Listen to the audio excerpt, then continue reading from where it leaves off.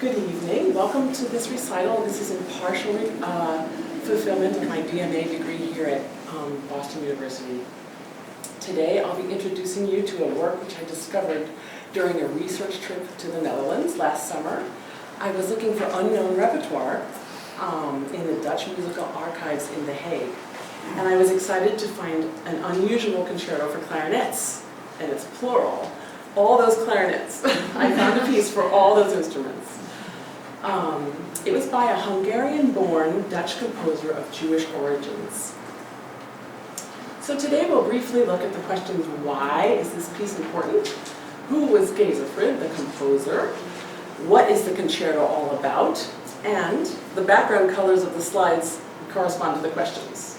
And they correspond to your handouts if you were lucky enough to get one. So I'm excited to tell you about this research that I did on this piece because it's an excellent piece and it deserves to have performances and recognition, possibly even inclusion in the clarinet repertoire. Géza Frid was a significant composer and pianist in Europe during his lifetime. His compositional style was highly regarded in the Dutch musical scene of the 20th century.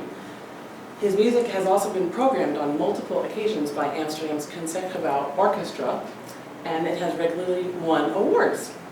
So he was a big deal composer. Major influences on Frid's musical development started in his native Hungary, where he studied with Béla Bartók and Zoltan Kodaly before he moved to the Netherlands. In 1972, he composed this concerto for B-flat, A, E-flat, and bass clarinets. And he dedicated it to George Pieterson, who was principal clarinet with the Concertgebouw Orchestra. So the concerto for clarinets is important because it's an effective and interesting piece, and it provides a significant addition to the standard clarinet repertoire. And the goal of my research and our lecture recital today is to introduce and to promote this piece, because until now it's pretty much unknown. So who was Géza Frid?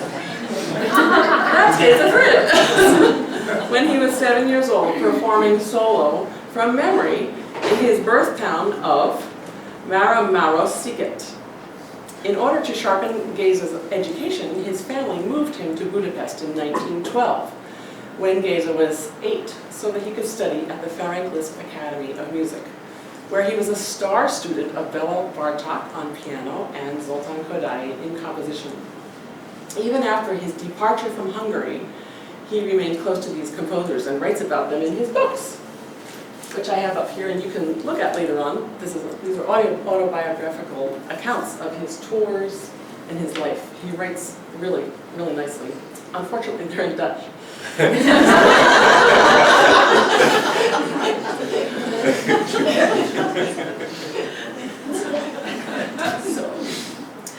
Unfortunately, Nazi escalation in Hungary made it impossible for Géza, a Hungarian of Jewish origins, to remain in Budapest. Géza settled for good in Amsterdam, in the Netherlands, in 1929. He had expected Holland to remain neutral, which unfortunately it didn't, or wasn't able to. In 1937, he married a singer and pianist Ella von Hall in his hometown Amsterdam, and in 1939 their son Arthur was born. Arthur is important to this story because he helped me a lot with this research, and I've had multiple correspondence sessions with him about this project of mine. And he wanted to come tonight actually too, but he couldn't make it. He lives in Holland too. Arthur maintains a website devoted to his father's life and work, and more about this is in your handouts if you're interested. During the years of the German occupation in the Netherlands, in 1940 to 1945, Géza Frid was forbidden to publicly perform or travel. Eventually, he was forced to wear the Jewish star, and despite cold, fear, and hunger, he organized nearly 50 clandestine house concerts in exchange for food, at great peril for his own life. Frid was an active participant in the musicians' resistance, and he made counterfeit food stamps and identity cards to support his fellow musicians who were also in hiding. Miraculously, he avoided the fate of so many Jewish people in the Netherlands and escaped arrest and deportation.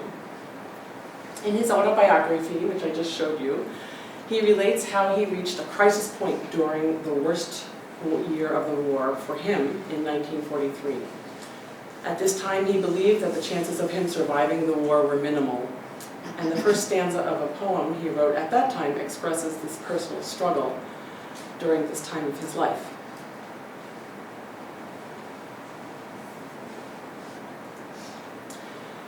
So Frid was also an excellent writer, and as I said, I did enjoy reading a lot of his writings. They are in Dutch, but I read Dutch, so they were a lot of fun to read. They are called in 80 jaar de wereld rond, that means in around the world in 80 years, and oog in oog met, which means eye to eye with, and he accounts the famous people he's known in his life. He also wrote regularly for a Dutch scholarly musical journal called Mens en Melodie, which means people and melody. Here's a little taste of his writing. He was very upset with the fact that people did not appreciate Bartók, especially pianists in his day. And as you can see, he was quite vocal about, for instance, criticism and his hatred of microphones.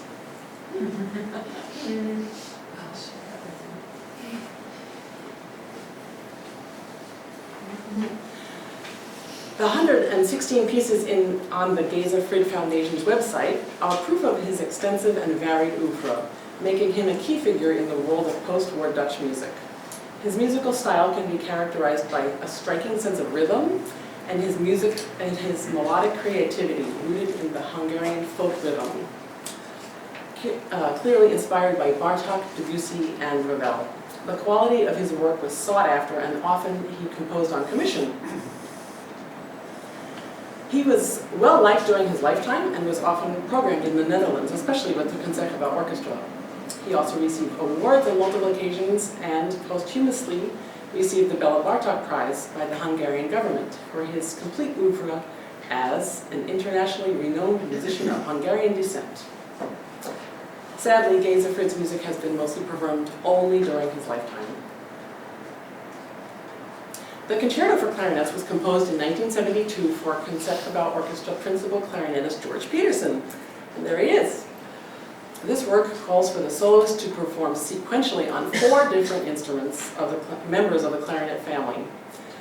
A quote from Frid goes like this: "As far as I know, until now, not a single composer has attempted, especially not in a solo work, to have the 4 clarinets played by one soloist.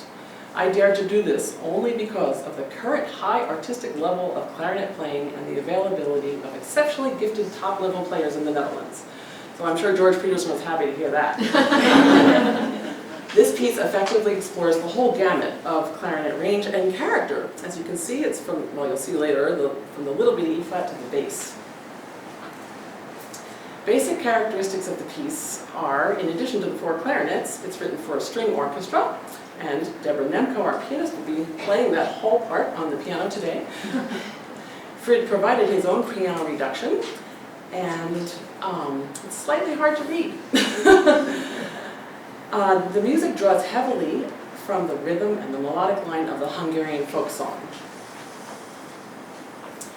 So, since the diatonic world of Hungarian folk song was a huge influence for Frid, he could not wholly find his musical voice in the atonal world of Schoenberg or Weber, his contemporaries.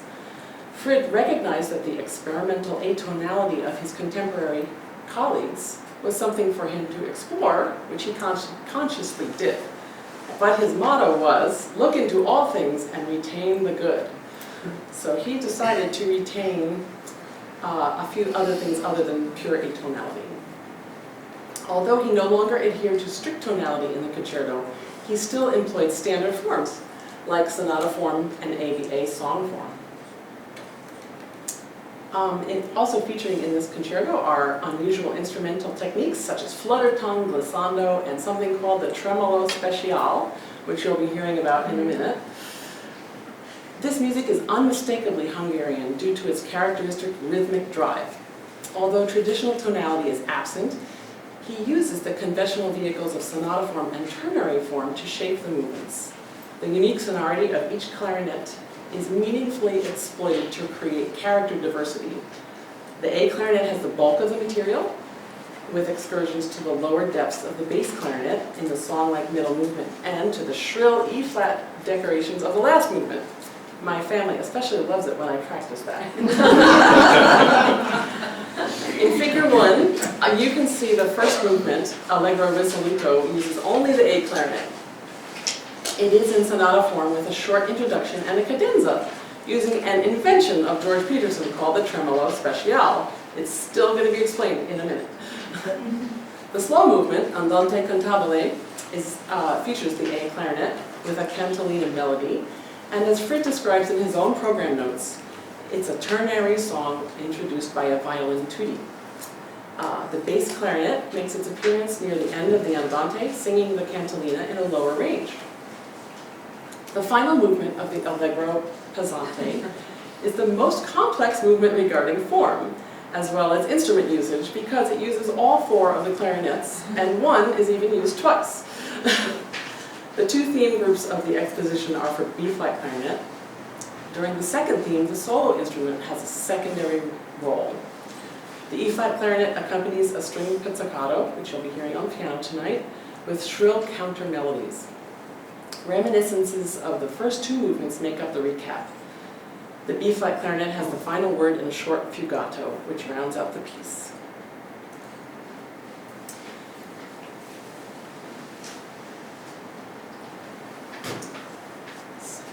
Frid's musical language is quite clear here because you can see a lot of rhythmic notation here.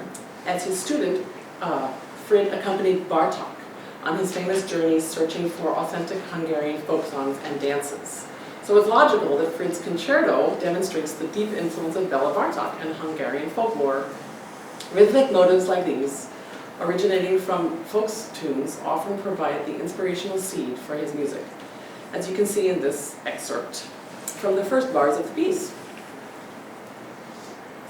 Other elements which lend flavor to Frid's unique musical voice are, for instance, the shifting repeated intervals, which you can see in figure 3, top line, in the grace note figures from the first movement. In the grace notes in the clarinet, he widens the interval of an augmented second, as you can see from the B flat to the C sharp, to that of a tritone. You can see between the G and the C sharp on the last measure. In the second example on the slide, he alternates the interval in rapid clarinet grace notes between a major and a minor third. And this goes really fast. You can almost not even hear it. But it's interesting to analyze. Another thing that you can, is characteristic of his music is the triplet pickup motive. Pickup motives reach a climax at the end of this example, swooping into the top note there. These pickup motives found throughout the piece seem very similar to the violin music found in Hungarian folk song. Frid also loved musical contrasts of all kinds. He's a Dutchman. Oh no, he is a Dutchman. He was a Dutchman, yes, but another Dutchman, Dr. Pop, was the editor of the music journal Mens en Melodie, and he knew and appreciated Frid's music and writings. He notes in one of his articles that although Frid had emigrated to the Netherlands and was especially respected by the Dutch musicians of the time, he retained his own musical voice. Pop recognizes the advantageous influence of Frid on the Dutch composers with his bright and deeply colored musical palette. Here in this figure you can see huge extremes in the cadenza from the low notes to the super high notes, among all others with the dynamic extremes as well. Okay, here's another thing that Frid was very interested in, the golden ratio. In another article in Mens en Melodie, he reminds his readers that the golden ratio has been pleasing to the eye in visual arts for centuries, and he argues for its practical application in music. So the golden ratio is that the ratio of A to B is the same as the ratio of B to the sum of A plus B. So Frid finds it appropriate to search for a composition's high or low point near these golden ratio points. Like if you were going to mathematically divide up a whole piece and find that specific spot, and bingo, there are important things that happen at that particular part.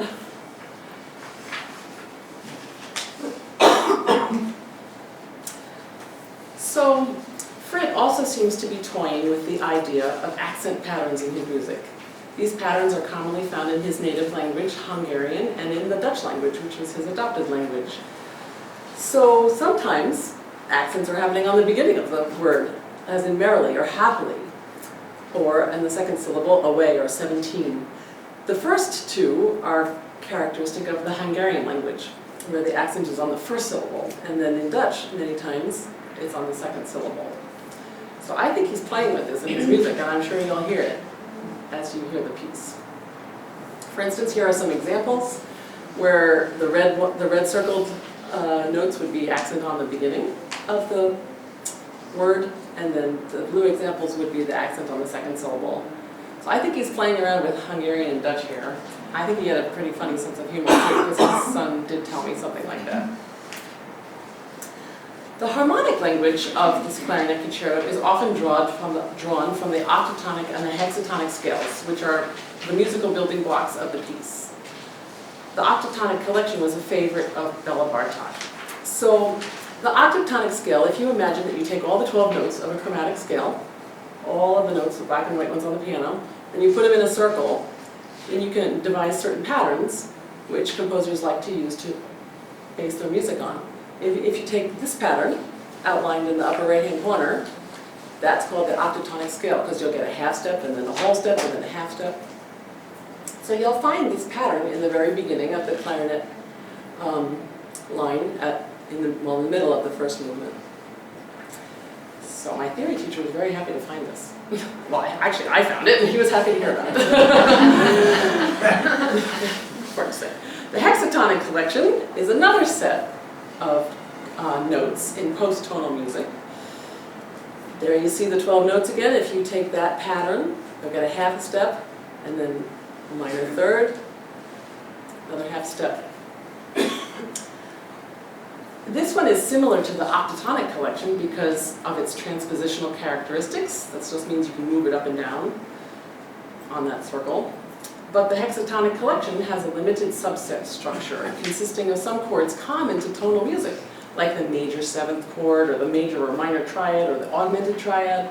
So since these chords are frequent in the concerto, the music still sounds somewhat traditional, yet it is still based on the hexatonic collection because these chords don't resolve tonally. So here's some examples. Lots of times in chords, he'll be using this set of notes, the hexatonic collection of notes. The last chord of each movement is also a hexatonic collection of notes. Géza Frid's Concerto for Clarinets was performed in the main hall of the Concertgebouw in Amsterdam by George Pieterson with the Dutch Chamber Orchestra conducted by David Zinman on February 24, 1975. Following the initial premiere, a recording of Frid's Concerto was broadcast via the Dutch World Service and has since been unavailable for purchase. Believe me, I tried. I went everywhere to find this recording. And luckily, I came in contact with an English clarinetist and researcher named Michael Bryant, who took an interest in forgotten and unpublished works and an interest in my project. And he responded to my inquiry, spent many hours searching in his attic, cleaned out his attic, right there, and found the piece. He spent the whole weekend and sent me a special note saying he found the piece. He sent it to me, and therefore I was able to hear the tremolo speciale from George Pieterson, which was essential in figuring out what he wanted because he didn't tell anybody how to do it. I'm still going to talk about the tremolo, but the reviews of the first performance were great. The premiere of the Dutch, in the Dutch newspaper were all kinds of very positive comments. There's George Pieterson on the Dutch Clarinet magazine in his younger years.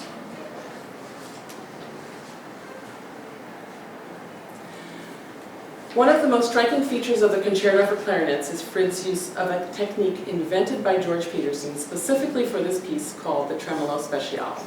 Frid wrote in the program notes, "The tremolo speciale used in the cadenza is an invention of George Pieterson." Here you can see what it looks like in the manuscript, and that it says tremolo speciale from George Pieterson. It occurs 4 times in the piece, in the cadenza, but there's no instructions on how to do it. part of the research for this project involved contacting 11 of George Pieterson's previous students.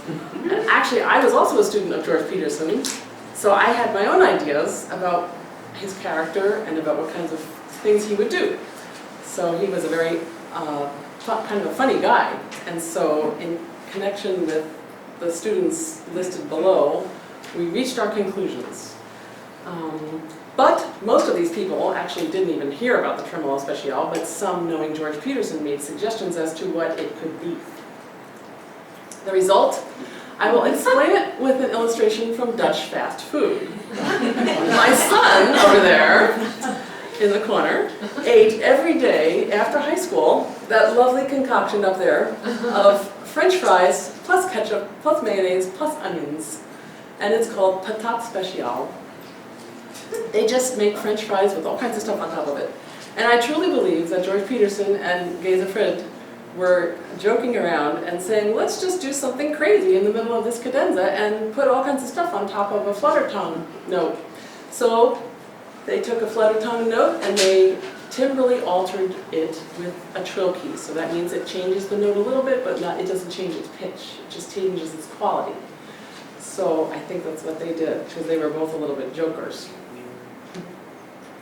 So I believe that the tremolo speciale is a timbral effect made by combining flutter tongue with a trilling key, which alters the quality of the note, not the pitch.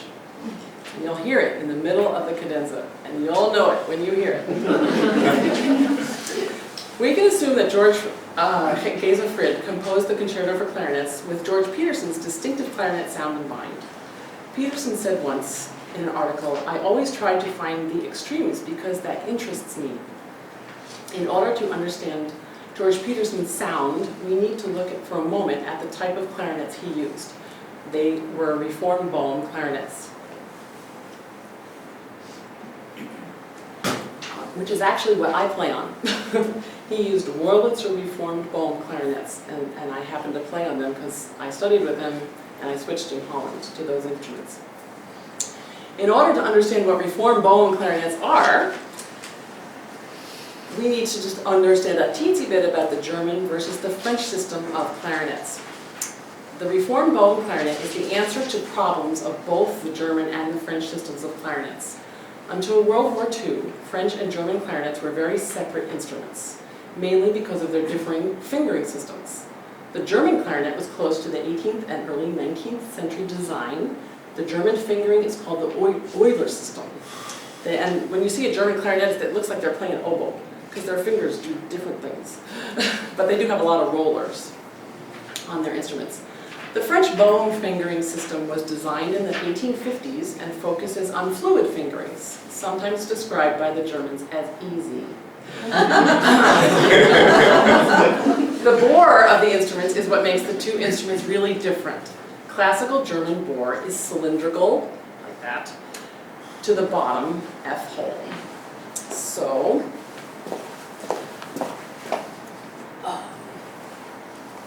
down to here, it will be cylindrical. The French bore has a conical, expanded lower flare going up to the G hole. That's all the way up to here, so there's a difference of this much space. And going sometimes even further. The advantages to both, there are advantages to both systems, I have to be very diplomatic. The German straighter bore offers more resistance and possibly a firmer tone, while the French longer flare makes for more fluid fingerings and lower notes that are more in tune. But there are also disadvantages to both systems. A purely German system has an awkward fingering because of the Euler system, and the lowest two notes are very flat. The French system has inequalities between notes and can sometimes, just sometimes, in the hands of some people, have a thin tone. What to do? George Pieterson's distinctive sound came in part from his instrumental setup. Pieterson used reformed bone clarinets, and I use them as well. And he performed on them for the Frid Concerto. These clarinets feature a German bore with bone fingerings. These clarinets fit perfectly with George Pieterson's desire to find the extremes, since they are instruments that project well and can be delicate yet also uniquely forceful with the correct breath support. Nearly all Dutch clarinetists and a handful of Americans that many, have found a solution in the reform bone clarinet, invented in 1935 by Fritz Wurlitzer and later developed by Herbert Wurlitzer. I will be performing this piece on the reform bone clarinets similar to the ones that George Pieterson used in his first performance. So I'd like to thank you all for coming to my lecture recital today, and a special thanks to Arthur Frid, who wanted to be here but couldn't be, for his helpful email correspondence about his father. And also a special thanks to Professor Martins and Professor Toot for being here, and Professor Kibbe, who's here as well, and Deborah Nemko for performing the whole orchestra on the piano today. And lastly, to my family for putting up with my E-flat clarinet practice. Oh, that's Arthur Frid. They have birds. If you have any questions, I'd love to take them at this time. Any questions at all? And otherwise, I will get my instruments ready. Oh, but there's a question! Actually, I do. So if I remember earlier, you said he had his works numbered 116 pieces? Yes. Yes. Can you tell us what some of them were sort of? Oh, yes. A lot of them Not were... all 116. Oh, not all of them, okay. Well, he did write a lot for string quartet. And those are the pieces that actually have been recorded on CD. There are 3 CDs that came out in around 1980 with those string pieces, and I'm hoping that his son wants to do a clarinet recording. There is some orchestra pieces, one called Paradiso, which the Concertgebouw took on tour in Boston as well. They came to Boston during those years around the 80s with that piece. And there are some other orchestral pieces. There's a few clarinet pieces as well, not solo pieces, but more in the context of a septet. Wind chamber music? Also some vocal pieces as well. He did write quite a few vocal pieces. In fact, if you go to his website, you'll be hearing a singer all the time when you click onto her website. So it's mostly orchestral and strings. I did look for more clarinet stuff, but it was a lot of strings. Yes? You may have said this, I may have missed it. What sort of evolution did you find of his compositions? Well, I did concentrate a lot on the concerto, and the string pieces, they did use they all had the similar kind of folk music influence. You could clearly hear that in all of his music, which is very interesting. The vocal pieces, they were some in Hungarian, some in Dutch. Regarding evolution, I didn't notice too much of a change over his oeuvre. How large were the ensembles?